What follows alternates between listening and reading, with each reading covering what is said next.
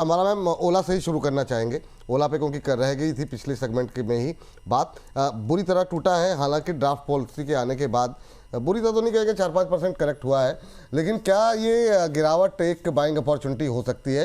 क्योंकि इस पॉलिसी को एक बात जितनी भी ये जितनी ऑटो कंपनियों की 3 व्हीलर को लेकर के बाकी चीज़ों को लेकर के आज अच्छा मोमेंटम है, और अगले 3 साल के लिए जो ड्राफ्ट पॉलिसी है वो अब ईवी पर फोकस होती हुई दिखाई दे रही है। क्या ओला इलेक्ट्रिक उसका फ़ायदा उठा पाएगी या इसका सारा फ़ायदा इथर ही ले जाएगा?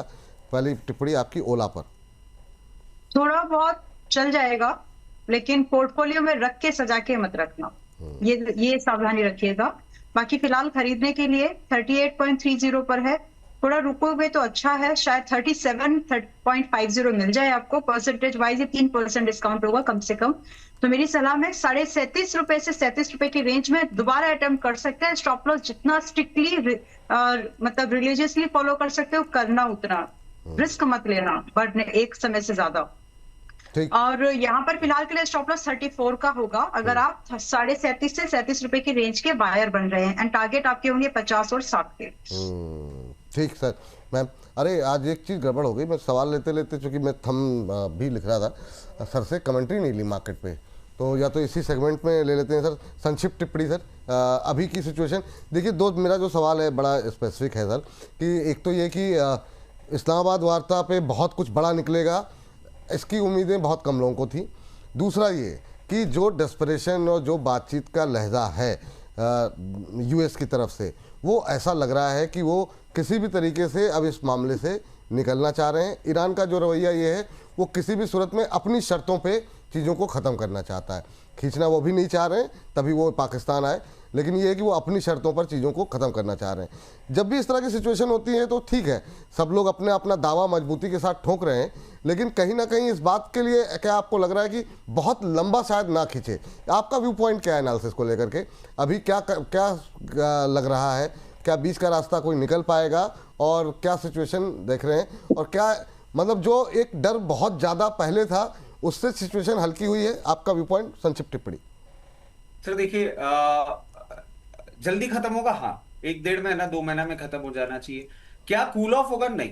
इंटेंसिफाई होगा, हाँ। स्ट्रेट ऑफ हॉर्मुज़ पे जो डोनाल्ड ट्रंप ने अब टिप्पणी कर दी है, वो और इस बात को एग्रीवेट करेगा। और बार बार मैं एक ही चीज बोल रहा हूं sir, Russia China, Russia China.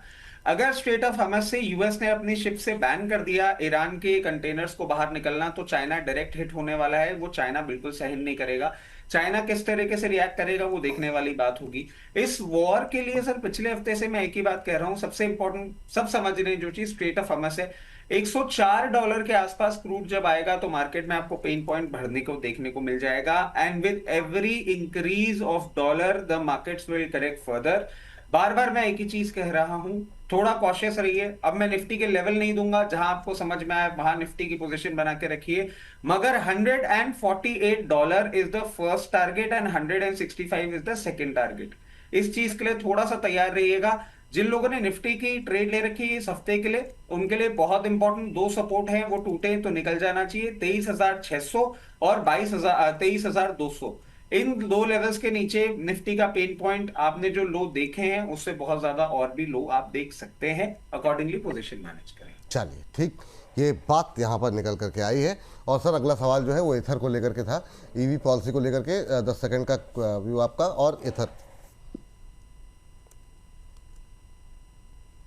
Complete कीजिए सर। सर ये जो ड्राफ्ट है ना, ये ड्राफ्ट मुझे बहुत ज्यादा, वैसे मतलब जितना मैंने पढ़ा है स्पेसिफिकली जो 2 व्हीलर स्पेस के लिए ड्राफ्ट आया है, मुझे लगता नहीं है गो थ्रू होगा। बहुत इंपॉसिबल बात है ये कि आप मुझे बोल दो कि मैं तो आपको खरीदने ही नहीं दूंगा petrol 2 wheeler. I don't understand this. इसमें मेरे को लगता है थोड़ा सा टिंकरिंग जरूर आते हुए देखने को मिलनी चाहिए। एथर ऑलरेडी मूव कर रहा था, अब एथर जिस तरीके से मूव कर रहा है, एक चीज मैं बोल देता हूं, it is high time we should start considering booking profits. क्योंकि ऐसा ना हो कि फिर ही आप 6-8 महीने के लिए फंसे रह जाएं। जहां तक बात है पोजीशन की, तो स्टॉप लॉस इसमें थोड़ा नीचे है, क्योंकि इतने भागने के बाद ऊपर का स्टॉप लॉस तो थोड़ा मुश्किल है। 824 के स्टॉप लॉस के साथ हायर लेवल पे आप एग्जिट की सोचिएगा। जितना ईवी प्ले होना था खास करके 2 व्हीलर स्पेस का हो चुका, अब प्रॉफिट बुकिंग का टाइम। ये बात यहाँ पर निकल करके आई है, इस पर रखिए ध्यान। चलिए चलते हैं अगली टिप्पणी के लिए। जो है मैम डिफेंस को लेकर के अब क्या व्यू रखना चाहिए, और एक दो डिफेंस के सेलेक्टिव stock- एंट्रीज, हाँ सेलेक्टिव स्टॉक, प्रिसाइज एंट्रीज की अच्छा, फोकस। तो ये सिलेक्टेड में ये शामिल है क्या बीडीएल को लेकर के? जो हमारे फेवरेट्स हैं उनको एक दो के नाम जरा डिस्कस कर लेते हैं। बीडीएल 1332 पे आपका व्यू, और बीएल 440 पे रचित सर का व्यू। अंबाला मैम आप पहले। Thank you. बीडीएल, यस, अगर आप एक इन्वेस्टर के तौर पर कुछ खरीद कर लेकर जाना चाहते हैं, जो लोग हैं पहले तो वो तो बने रहिए, आप प्रॉफिट अभी बुक मत करो, जैसा भी है होल्ड करके चलिए अभी। और जिनको नए बाय करना है, 133 पर चल रहा है, 1333 पर चल रहा है, गुड नंबर। और तो अभी आप इसको चाहे तो बाय करके चल सकते हैं आगे के लिए। इसमें फर्दर जो टारगेट्स है 13 अप्रैल 2026 में, जो दोबारा जब हम ये एंट्रीज बता रही हूँ कि यहाँ पर इसमें फिर से खरीदारी कर सकते हैं आप लोग लास्ट वीक के अलावा भी, इसीलिए बोलो पोजीशन होल्ड करके चलो। तो करंट प्राइस से जो खरीद रहे हैं आप लोग, कम से कम 1500 रुपए से 1670 के टारगेट का वेट करिएगा। पॉसिबल ये टारगेट्स है, आ जाएंगे, 6 महीने का समय लग सकता है, उतनी तैयारी से रहना। रही बात स्टॉप लॉस, अभी के लिए आपका स्टॉप लॉस यहाँ पर जैसे ही ये 1400 के ऊपर चला जाए उससे मैं स्टॉप लॉस अपना 1270 कर लीजिएगा। एज ऑफ नाउ मेरा स्टॉप लॉस इज 1200। चलिए, ये बात 1200 के स्टॉप लॉस यहाँ पर रखने की सलाह दी जा रही है। 1500 1670 तक के टारगेट। बीडीएल के बाद बीएल पे आ जाते हैं। सर आपका व्यू क्या रहेगा बीएल को लेकर के? सर फ्रेश पोजीशन नहीं, अगर ट्रेडिंग पोजीशन है 464 रुपए प्रॉफिट बुक कर लीजिएगा। जिन लोगों ने medium to long term hold कर रखा है आराम से होल्ड करें, कोई प्रॉब्लम वाली बात नहीं है। फ्रेश पोजीशन बनानी है, जैसे ही मार्केट में करेक्शन आएगा तो 424 से चालू करिएगा और इसको कंप्लीट कर लीजिएगा 394 के लेवल्स तक स्टैगर्ड मैनर। चलिए, ये बात यहाँ पर निकल के आई है। और इस बीच जो है हमारे एक दर्शक आस्था गुप्ता जी हैं, उन्होंने लिखा पूरा वो क्या, वो जो इमोजी आती है ना, वो दिल बन के आता है, कहने लगे सर डिफेंस बनेगा। भाई आपके कहने से पहले मैम देखिए, पता है कि हम लोगों की विशेष जिम्मेदारी है, लेकिन हमारे एक दर्शक ने धनराशि भेजी है अंबाला मैम, और ट्राइडेंट के बारे में जानना चाह रहे हैं। कह रहे हैं अंबाला मैम से पूछ लीजिए, मेरा पहला सवाल है, इन्होंने पहली बार सवाल पूछा है तो धनराशि भेजी है, तो आप जरा ट्राइडेंट देख लीजिए। और एक हमारे दर्शक बीएचईएल को लेकर के बहुत देर से परेशान है रचित सर, उनका सवाल आपके हिस्से जा रहा है। कह रहे हैं गुरुदेव हमारा सवाल कभी देख लीजिए, बीएचईएल 253 पे लिया हुआ है, तो सर आप देख लीजिए। और अंबाला मैम पहले आप बताइए। आपने मुझे ट्राइडेंट दिया है ना? जी मैम, बिल्कुल सही सुना आपने। नथिंग, कुछ और कर रही थी तो टाइम बाय किया। क्या क्या फील करी थी आप? कुछ और कर रही थी, टाइम बाय किया, नथिंग एल्स, सॉरी। बहुत शानदार, वाह वाह वाह, अद्भुत मैम। ओके, ये जो आपके ट्राइडेंट अंदर अभी की बहुमुखी प्रतिभा है ना, अद्भुत है। जी मैम।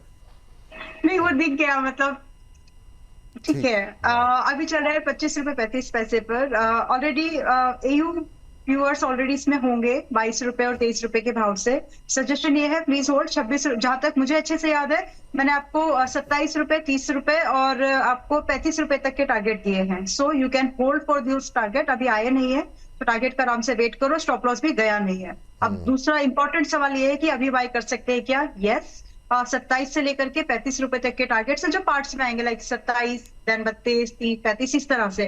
तो 3 टारगेट्स के आप इसमें न्यू पोजीशंस भी बना सकते हैं। Now the good thing is कि जो पहले स्टॉप लॉस आपका 22 रुपए था, थोड़ा सा वो सिमट गया है ऊपर की तरफ। अब आप 23 रुपए का स्टॉप लॉस भी लगाए तो आपका काम चल जाएगा। स्टॉक चला है तो इसलिए थोड़ा सा स्टॉप लॉस भी आप ऊपर तरफ शिफ्ट कर लीजिए। स्टिल बुलिश है, अभी ऊपर जा सकता है। चलिए, इस बीच हमारे संजय कुमार धीर जी लिख रहे हैं, विपुल जी, रचित जी, अंबाला जी को सुप्रभात।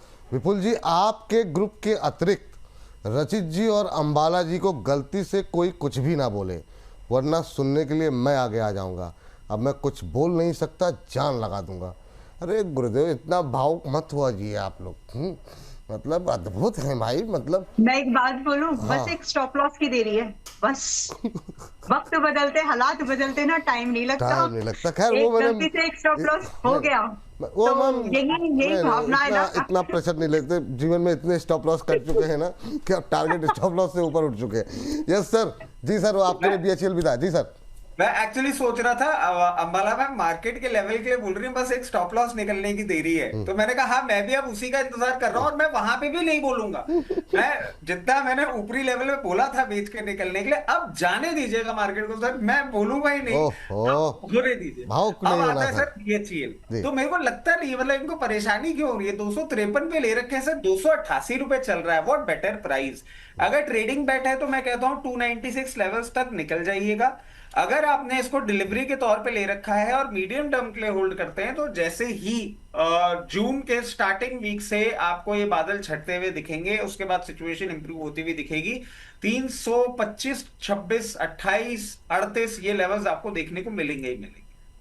चलिए ठीक है, ये बात हो गई बीएचईएल को लेकर के। चलिए मैम, एचएल के लेवल अब क्या रहेंगे करंट लेवल पे, बीच में डिफेंस और पावर दोनों का ही एक और एक जी हाँ बताइए।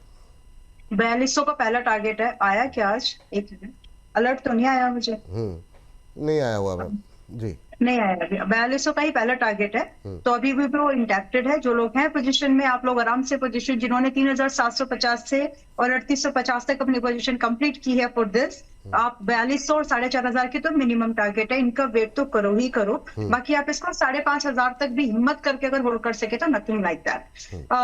जो लोग छूट गए हैं, जिनको लग रहा है कि हमने लेट देखा है, आप लोग स्टॉप लॉस कहाँ लगाओगे वो सवाल है। बाकी फिलहाल आप आधे एक्सपोजर पर तो जरूर बाय कर सकते हैं अभी भी, लेकिन अभी के लिए स्टॉप लॉस थोड़ा सा कंजर्वेटिव और प्रोबेबिलिटी वाइज थोड़ा सा वीक, ये स्टॉप लॉस ही रखना ज्यादा बेहतर है, क्योंकि ज्यादा ऊपर के लिए जगह नहीं है पहले टारगेट की कंपैरिजन में। जब तक सेकंड टारगेट यानी 4500 आएगा नहीं, आपका रिस्क रिवॉर्ड बैठेगा नहीं तब तक। सो एज ऑफ नाउ अगर आप 4900 4097 के आसपास बाय करना चाहते हैं करिए, लेकिन 3800 अभी के लिए स्ट्रिक्ट स्टॉप लॉस रखिए। अगर हिट हो जाए तो छोड़ दीजिएगा, दोबारा कहां बाय करना है विल डिस्कस, बट अभी के लिए 4200 4500 टारगेट है। चलिए ठीक मैम, आइनॉक्स फिट के सिर्फ टारगेट और स्टॉप लॉस बताइएगा।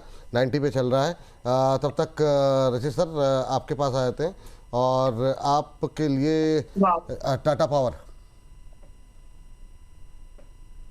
और पावर ग्रिड के खाली अगर लेवल बता सकें। जी सर।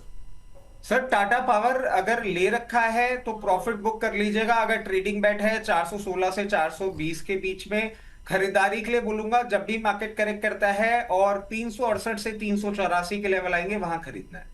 चलिए, और पावर ग्रिड भी सर, सिर्फ लेवल सर पावर ग्रिड पे भी नजर डाल देते हैं। जिस तरीके से पावर ग्रिड प्लेस्ड है, अगर आपने खरीद रखा है तो आराम से वेट करें। जैसे ही आपको ये दिखा दे 316 से 320 का लेवल, वहां एक बार प्रॉफिट बुक कर लीजिएगा। और एंट्री के लिए कहीं भी मार्केट जब अभी करेक्ट करेगा तो 288 से 294 के लेवल्स आए, वहां खरीदारी कर सकते हैं। चलिए ठीक है। हमारे एक दर्शक लिख रहे हैं, गुफ्फू खान साहब, आप लोगों के टारगेट हिट रेट से मेरी वाइफ का एनिवर्सरी गिफ्ट टारगेट हो जाएगा लगता है। Thank you a lot, thanks a lot, बहुत बहुत धन्यवाद। धर्मपत्नी जी को, परिवार को, सबको तोहफा दीजिए सर, हम तो यही चाहते हैं। अंबाला मैम आप बताइए, आपकी टिप्पणी क्या रहेगी आपको जो ट्रेड दिया गया है आइनॉक्स विंड? ओके, अभी भी होल्ड है, पहले टारगेट के ऊपर है, बट स्टिल बाय लगता है मुझे। और जितने भी लोग पहले से 90 रुपए के टारगेट के चॉइस कर रहे हैं, मुझे नहीं लगता कि आपको यहाँ पर प्रॉफिट बुक करने की जरूरत है। प्लीज होल्ड इट टाइट, क्योंकि इसके बाद दोबारा मिलेगा नहीं ये वाला मोमेंटम। अगर आपको कैच करना, it's like something like happening like electric, वैसा सा कुछ होने जा रहा है, वैसा लग रहा है।